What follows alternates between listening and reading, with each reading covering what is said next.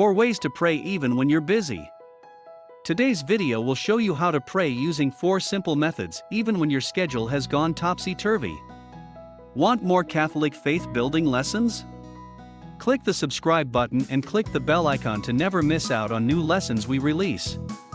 The desire to improve your prayer life is a sign of God's presence and action in your soul. Be grateful for it and rest assured that God, who began a good work in you, will carry it on to completion. Philippians 1:6. In other words, as you make the effort, God will guide you, He already is. Trust in that. Here are 4 things to consider that will help you to pray despite your tight calendar. 1. Beware of perfectionism. Sometimes our desire for perfection is the enemy of progress. For instance, in the spiritual enthusiasm following a good retreat, we can often make unrealistic resolutions, e.g., I am going to spend a full hour every day in meditative prayer, or I am going to pray the entire liturgy of the hours before I go to work. Overachievers especially struggle with this tendency. Instead of being satisfied with a moderate workout 3 times a week, they feel they are not living up to their potential unless they cram in 6-hour-long workouts every week, as if they were still training for elite track meets instead of raising a family and running a business. With that attitude, they never get regular exercise at all.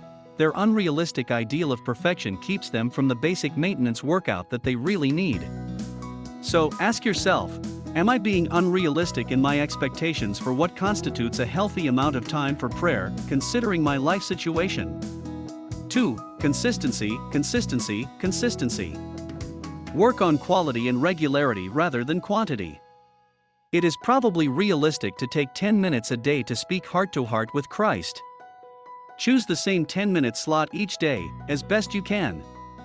Then add in another daily prayer commitment, maybe a decade of the Rosary on the drive home, or a 2-minute stop at the statue of Mary in the parish parking lot before you pull into your driveway, or 5 minutes thanking God for the blessings of the day before you go to sleep. This is a beautiful prayer to pray together with your spouse. Along with your daily prayer commitment, have another one each week, a holy hour, or a holy half hour, a family rosary on Saturday evening, arriving 15 minutes early for Sunday Mass, 1 extra Mass each week, maybe during your lunch hour on Thursday. Then add something extra for each liturgical season, a family visit to a nearby Marian shrine in the Easter season, a morning of reflection during Advent, a retreat during Lent. Once you have identified reasonable commitments, do your best to stick to them. Keep track of your how-do, and at the end of each month, adjust them, adding or subtracting commitments, increasing or decreasing time as necessary. Remember, these are commitments you are making to Christ, and He knows your schedule, so if you're simply making a decent effort to stay united to Him, you will be growing, and He will be pleased. It's an ongoing thing. 3. Find good resources. One of the biggest obstacles to growth in prayer is not knowing what to do once we actually get to our prayer time. Busy people need a good resource to help focus their attention on Christ. The Better Part, a Christ-centered resource for personal prayer, was designed to be exactly that, a resource to help busy, active people go deeper in their prayer life. The Legionaries of Christ produces daily meditation guides distributed by email. Keep looking for material that helps you connect quickly and deeply with Christ, and that fits into your scheduled prayer commitments. Ask around, try different things. Prayer is like walking, we all follow the same basic principles when we do it, but we each do so in a very personalized way. 4. Work as worship. Turn your work into prayer. Remember that the goal of our prayer is to know, love, and follow Christ better and better.